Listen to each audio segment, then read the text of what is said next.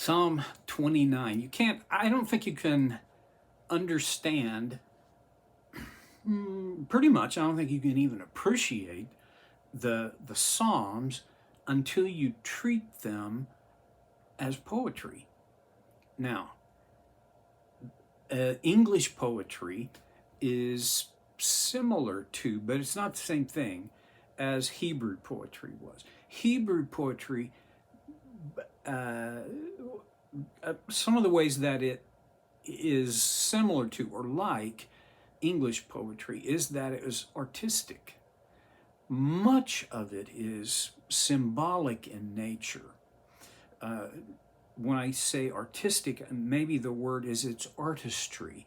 It is a form of art. This is not the poems of the Psalms are not primarily for the sake of transferring information, although some of them do, because some of them deal in history and they restate the history of Israel. However, their primary distinctive is not their didactic teaching, information transfer.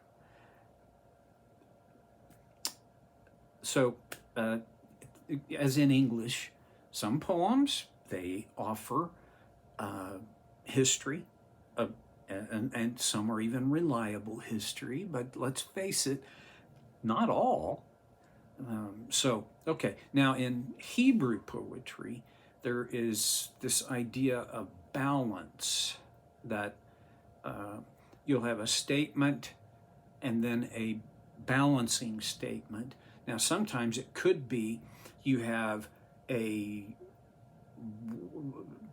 something not good that is balanced by something that is good, or something that is good balanced by something that is not. It's balance, counterbalance in kind of its primary fundamental form.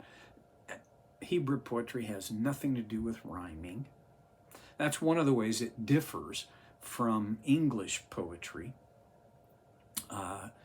So looking at this poem, let's look at it as a poem. Honor the Lord, you heavenly beings, statement. Honor the Lord for his glory and strength, balancing statement. You see what I'm saying? It's not contradictory. It's not opposites. In this case, it's two connected statements. Honor the Lord for the glory of his name. Worship the Lord in the splendor of his holiness. Okay. And then now David begins a very symbolic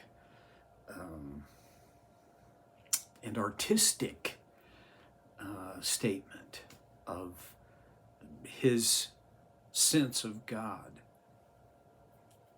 And that sounds like a liberal point of view. I don't mean it that way. I just mean his own encounters with the very real God. Okay. The voice of the Lord echoes above the sea. That is not literally true, I don't think. But what's the point? Well, let's see if he's got anything else here. The God of glory thunders. The Lord thunders over the mighty sea. Now, a couple of quick things here. For the Hebrew, the sea represented a place of danger and mystery. This was, it wasn't just the Jews that thought this. This was a thoroughgoing ancient perspective. Part of it had to do with the fact that at David's day, boats, they didn't have the modern structure of boats that could cross oceans. These boats were actually these boats were fairly unreliable, and shipwreck and total loss was fairly common on the seas. What sea would David have had any reference to? Well, the Mediterranean Sea. You look at it on a map and you think, well, that's not very big. Well, you get out in a boat and you get a few miles offshore and you tell me, is that not a big body of water? That's a sea. That's why they call it a sea, for crying out. Okay. The voice of the Lord echoes above the sea. One of the ways to look at that is the voice of the Lord echoes, has to do with the fact that it's gone out. Nothing echoes until it's gone out.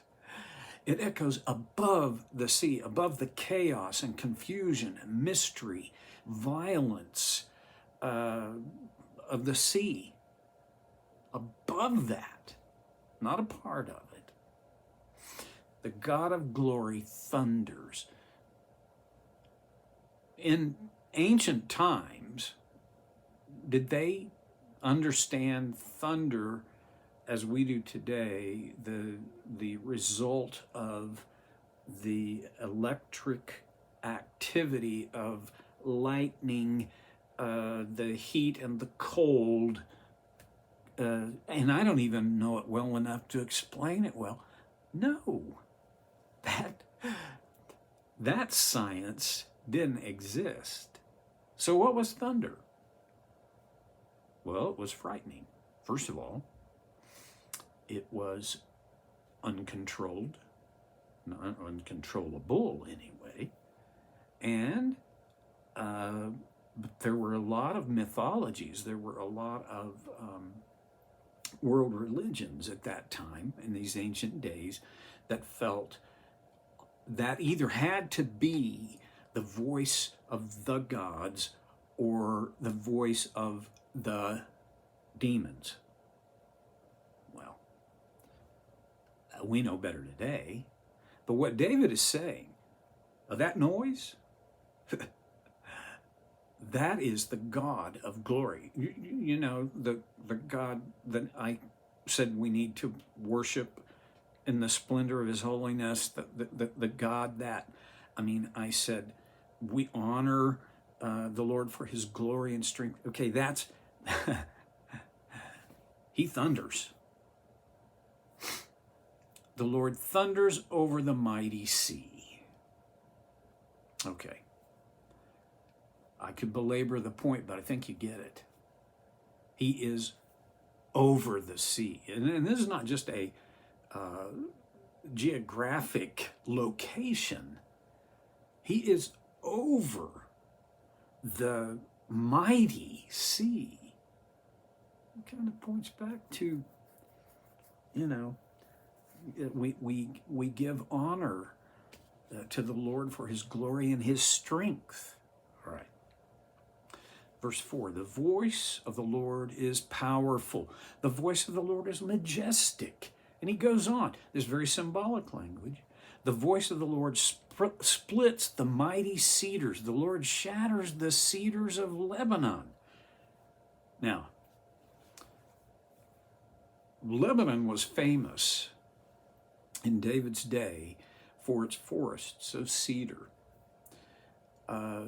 When he was making his plans and preparations for the construction of the temple, he looked to Lebanon for the wood, for the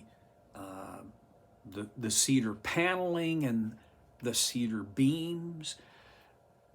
This was considered, in David's day, the finest wood on earth.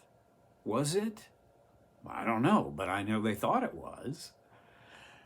And not only was it beautiful and fragrant, it was also very durable. The voice of the Lord is powerful. Okay? Just kind of a restatement is this thing about, the voice of the Lord is over the mighty sea. The voice of the Lord is majestic. I don't know about you, but I have a few sounds that are majestic. And they probably, well, I'm pretty sure they're not the same sounds that David would have thought of as majestic. But you have your own kind of category of majestic sounds, majestic noises. Most majestic noises can also be frightening if you're not prepared for them. One of my favorite majestic sounds comes from Rimsky-Korsakov's pictures at an exhibition, the Great Gate of Kiev. There's three pieces within that, and just the bum, bum, bum, bum, bum, bum, bum. You'd have to hear it in symphonic harmony to get the majesty of it, because me humming it that way is not majestic. Well, not every noise is majestic, and not every voice that we hear in the world is majestic, but the Lord's voice is. Weird symbolic language. And it points to the idea of God's ascendancy, of his transcendence, of his overall, his majesty.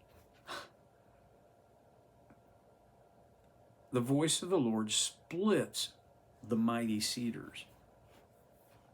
Okay, this is just another word picture for how powerful the voice of the Lord is.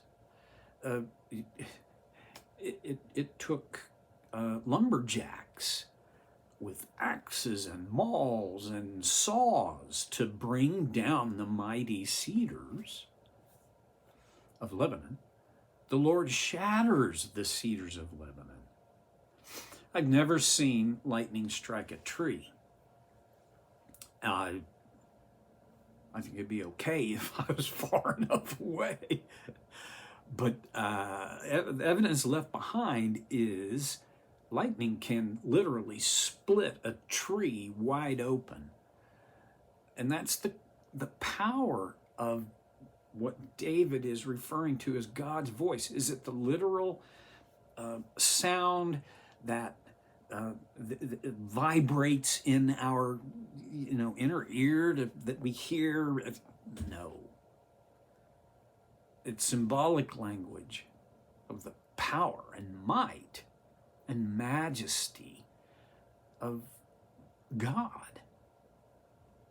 He makes Lebanon's mountains skip like a calf. That's totally symbolic. Mountains don't skip. He makes Mount Hermon leap like a young wild ox. If you don't have a agricultural background, as I don't, if you've never been around young calves of any kind, you have to depend on those farmers and ranchers who tell us that part of it is those calves don't know any better. They're using muscles. They're leaping and jumping, and there's a sense of joy in that. And now David says, hey, the mountains are doing that. No, they're not. Okay, it's symbolic. The voice of the Lord strikes with bolts of lightning. He's back to an appeal to nature to connect the majesty of God with our experience.